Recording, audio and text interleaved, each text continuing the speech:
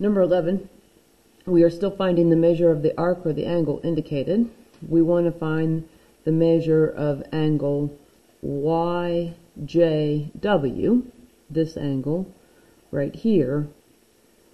And what we know is we know that angle YXW is 19x minus 3 and angle YJW is 25x plus 7. And it's one of those rules that if you don't use it frequently enough, you lose it. But what it is that opposite angles that are inscribed in a circle, well, the quadrilateral is inside the circle, then opposite angles are supplementary. So when we set this up, first of all, we need to do 19x minus 3 plus 25x plus 7 equals 180 degrees.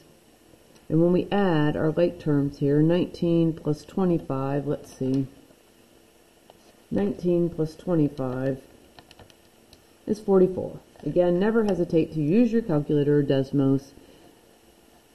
You don't want to miss a problem for a simple arithmetic mistake. Negative 3 plus 7 is plus 4, and that equals 180 degrees.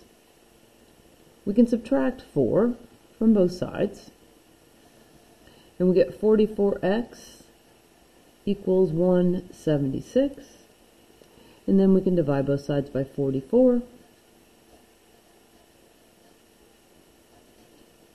So 176 divided by 44 is 4. So x is 4. And then, again, our angle YJW has a measure of 25x plus 7. So we're going to put the 4 in there. So it's 25 times 4 plus 7. And that's going to give us our angle measure. So 25 times 4 plus 7 is 107. And again, that's the measure of angle YJW. Over here on problem number 12, what we have is we know the measure of this arc is 151x minus 1. We know the measure of this arc is 120x, and we know the measure of this arc is 90x. So if we take all of those, 151x minus 1 plus 120x plus 90x, that's going to give us a measure of 360. The entire value of that circle. A circle measures 360 degrees. So if we, first of all, combine like terms, 151 plus 120 plus 90, got to be able to see it. 151 plus 120 plus 90 is 361. So this is 361x minus 1. Don't forget that minus 1 equals 360. If we add 1 to both sides, we get 361x equals 361. And then we can divide both sides by 361. And we get x equals 1. So that's helpful now, because now we know an exact value. 151 times 1 is 151 minus 1. So this is 150.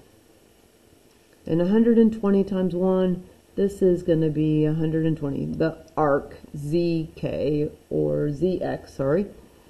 And then 90 times 1 is 90. So arc YX is 90. And we want to know how big is angle ZXY. So we want to know this angle here.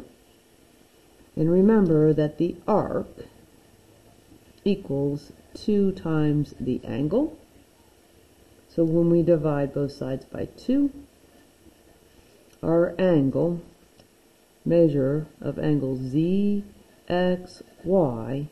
150 divided by 2, got to be able to see it, 150 divided by 2 is going to be 75.